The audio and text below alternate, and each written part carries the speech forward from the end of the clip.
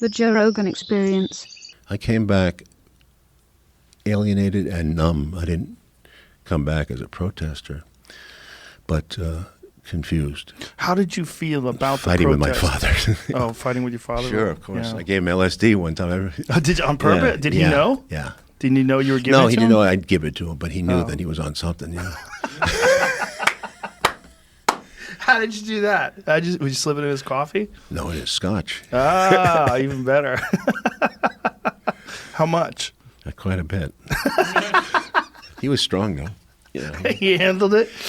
he drank whiskey every day of his life. So yeah, he was a tough guy, but he was great. He was like swaying to the music and Oh, wow. having sex fantasies.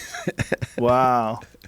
Did you tell him about it afterwards? Like how long? No, actually, but over the years, he knew. I kind of, after a while, he figured it out, I guess.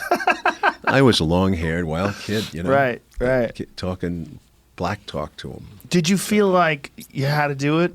Because like you knew what kind of an impact it would have on him and open some doors? I was fighting with him. No, we were fighting about the war, fighting about everything. Like, I just didn't like his ideas and wanted to destroy his mindset. Oh, wow. His mindset was, okay, this Vietnam is a mess, but his mindset was, but we can learn from it. We can get armaments. We're going to build up our knowledge for the next war. That was his thinking. Right. See, he came out of that generation of World War II.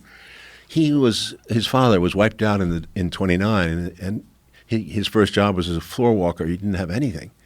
So he worked his way up on Wall Street, a very hard worker, research in the back offices. So when Second World War was the highlight of his life, he says. He comes back from the war, and America faced this problem. You know, what are we going to do with all these men? When now we got the women working, how are we going to employ all these people? Everybody seemed to be scared of another depression. They thought we're going back into that. So there was this militarized economy that we had, and they kept going. It basically kept going and built up. It ended in 45. By 1950, 51, we were back in Korea, where we were building up again. So the whole concept of an enemy was important to the American economy. And the Soviet Union, of course, fit the bill, although they were our ally in World War II and did most of the fighting.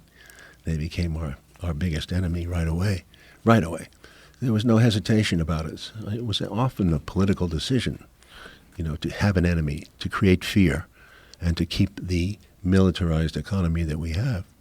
And Eisenhower talked about it. He was the one who built it up the most. But we're getting ahead of ourselves. No, we're not. I mean, it's fine.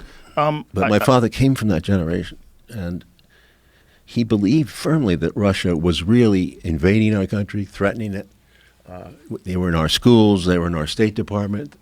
I mean, he wasn't Joe McCarthy, but there was a lot of that mentality. Yeah. Nixon was like that. Yeah. Hoover was pushing it. And I grew up terrified. Dad, why do we let the Russians do that? That kind of mentality of being besieged.